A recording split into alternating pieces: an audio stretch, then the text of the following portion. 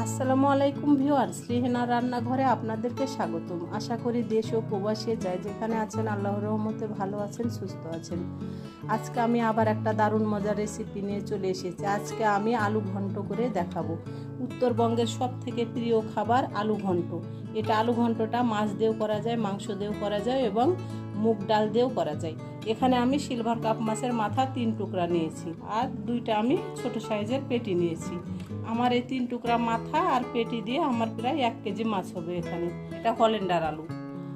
আলুগুলাকে আমি সুন্দর করে প্রেসার কুকারে সিদ্ধ করে নিয়েছি।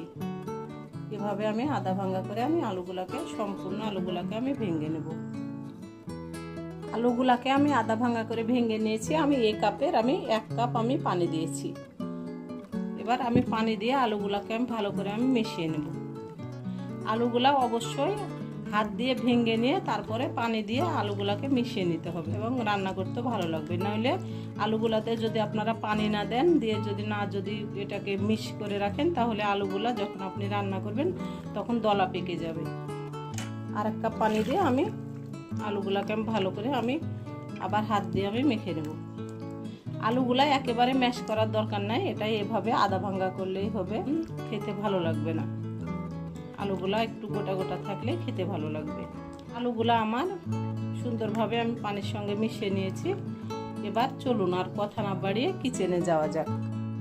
চুলায় হাঁড়ি বসিয়ে দিয়েছি। এবার দিয়ে দেব তেল, রেগুলার তেল, সয়াবিন তেল। তবে আপনারা চাইলে এটা সরষের তেল দিয়েও রান্না করতে পারেন। দিয়ে দিব 6টি সাদা এলাচ, 3টা তেজপাতা অর্ধেক করে ছিঁড়ে নিয়েছি। দিয়ে দেব 4টা শুকনা মরিচ। এটার 20-25 সেকেন্ড তেলে এটার একটা ফোড়ন উঠিয়ে নেব। এটার ফোড়ন উঠে গেছে। এবার দিয়ে দেব পেঁয়াজ কুচি।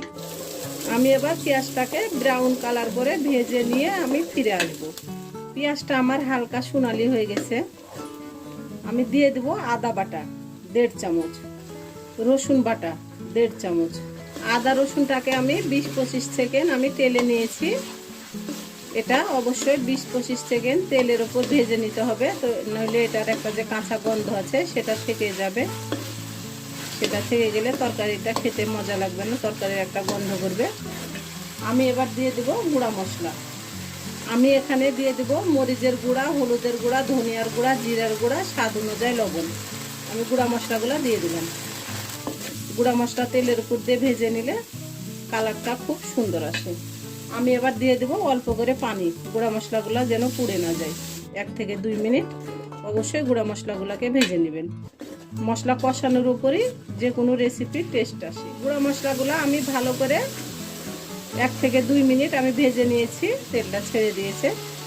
এবার দিয়ে দেব মাছগুলো দিয়ে দিলাম।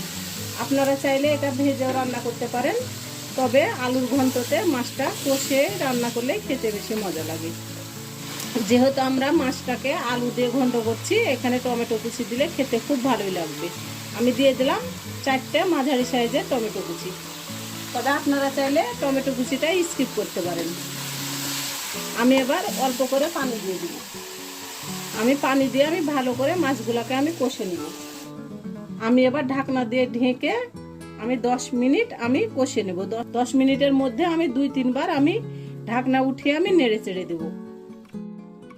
এবার ঢাকনাটা উঠিয়ে নিব। এটা ঢাকনা উঠিয়ে নেড়ে চেড়ে দিতে হবে মাছটা উল্টে পাল্টে, যেহেতু কাঁচা মাছ কষে রান্না করছি। দিয়ে দিব 5-6টি কাঁচা মরিচ। আবার ঢাকনাটা উঠিয়ে নিব। আমার ভিডিওগুলা দেখার অনুরোধ রইল। অবশ্যই আমার ভিডিওগুলা দেখবেন। একটা ভিডিও বানানো, এডিট করা, আপলোড করা খুব কষ্ট। একটা ভিডিও বানাতে, আপলোড করতে, এডিট করতে আপনার 2 দিন লেগে যায়। আমার ভিডিওগুলো যদি ফেসবুক থেকে দেখেন তাহলে অবশ্যই একটা ফলো দিয়ে দিবেন। ইউটিউব থেকে দেখলে একটা সাবস্ক্রাইব করার অনুরোধ রইল। হাতে যদি সময় থাকে তাহলে একটা শেয়ার দিয়ে দিবেন। জানি আমার ভিডিওগুলো কেউ দেখেন না, তারপরেও ভিডিও বানাতে পছন্দ করি, রান্না করতে খুবই ভালো লাগে, সেজন্য রান্নাগুলো করি। এবার আবার ঢাকনা দিয়ে ঢেকে দেব।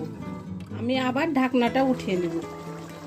10 মিনিটের মধ্যে 3-4 বার ঢাকনাটা উঠিয়ে নেড়ে চেড়ে দিয়েছি। যেহেতু এটা কাঁচায় আমরা মাছ কষে রান্না করছি, অবশ্যই মাছটাকে ভালো করে কষে নিতে হবে। দেখুন আমার মাছগুলো ভালোভাবে কষা হয়ে গেছে। আমি মাথাগুলো ভেঙে দিলাম না, এটা নাড়াচাড়া করতে করতে ভেঙে যাবে। তবে আপনারা যদি চান তাহলে অবশ্যই মাথাগুলো ভেঙে দিতে পারেন, এবং আপনারা চাইলে এটাকে কষে নেওয়ার পরে কাঁটাগুলো বেছে ফেলে দিতে পারেন। তবে কাঁটাগুলো বেছে ফেলে দিলে ঘাঁটিটা খেতে অত মজা লাগবে না। যখন আলুর ঘন্ট যখন ভাত দিয়ে খাবেন তখন কাঁটাগুলো চুষে খেতে বেশি মজা লাগবে। আমি এবার দিয়ে দেব আলু। 1 কেজি মাছের সঙ্গে আমি 1 কেজি আলু দিয়ে দিলাম। এবার ঢাকবো না, এবার আমি ভালো করে আবার প্রায় 5 মিনিট আমি কষে নেব এভাবে নেড়ে চেড়ে। এই আলু ঘন্টটা রান্না করার সময় আপনি 1 মিনিটও চুলার কাছ থেকে নড়বেন না। দেখা যাবে আপনি চুলার কাছ থেকে যদি হাতের কোনো কাজ করতে গেছেন তাহলে আপনার ঘন্টটা নষ্ট হয়ে যাবে, নিচে ধরে যেতে পারে, এবং নিচে যদি ধরে যায় তাহলে খেতে ভালো লাগবে না। এই ঘন্টটা করার সময় একেবারে চুলার কাছে দাঁড়িয়ে আপনাকে ঘন্টটা করে নিতে হবে। বারবার নেড়ে চেড়ে দিয়েছি, আমার নিচে কোনো পোড়া লাগেনি, আমার খুব সুন্দরভাবে কষা হয়ে গেছে। এবার আমি দিয়ে দেব পানি। এখানে পানির কোনো পরিমাণ নাই, আলুর ঘন্টটা একটু ঝোল ঝোল রাখলে ভালো হয়, একেবারে যদি শুকাই যায় তাহলে খেতে মজা লাগে না। আমি এখানে সাদা এলাচ, কালো এলাচ, লং, দারচিনি, আপনার গোলমরিচ, যা যা লাগে গরম মশলার আমি সব মশলাকে গুঁড়া করে নিয়েছি। ঘন্টতে গরম মশলা দিলে ঘন্টটা খেতে মজা লাগে। আমি দিয়ে দেব কাঁচামরিচ 5-6টি, এটাতে ঝাল হবে না, এটা একটা ফ্লেভার আসবে। আমি এবার এটাকে এভাবে নেড়ে চেড়ে আমি এবার ঢাকনা দিয়ে ঢেকে এটার বলক তুলে নিয়ে আমি ফিরে আসছি। দেখুন এটার বলক উঠে গেছে, সুন্দর করে আবার নেড়ে চেড়ে দেব। আপনারা যদি ধনিয়া পাতা খেতে পছন্দ করেন তাহলে অবশ্যই আপনারা ধনিয়া পাতাটা ব্যবহার করবেন। আমরা ধনিয়ার পাতা আমাদের বাসাতে, আমি না কেউ ধনিয়ার পাতা খেতে পছন্দ করে না, সেজন্য আমি কোনো তরকারিতে কোনো ভর্তাতে ধনিয়া পাতা ব্যবহার করি না। আমি এবার এভাবে নেড়ে চেড়ে আমি এটাকে রান্না করে নেব। আমি এটাকে আবার ঢাকনা দিয়ে ঢেকে দেব।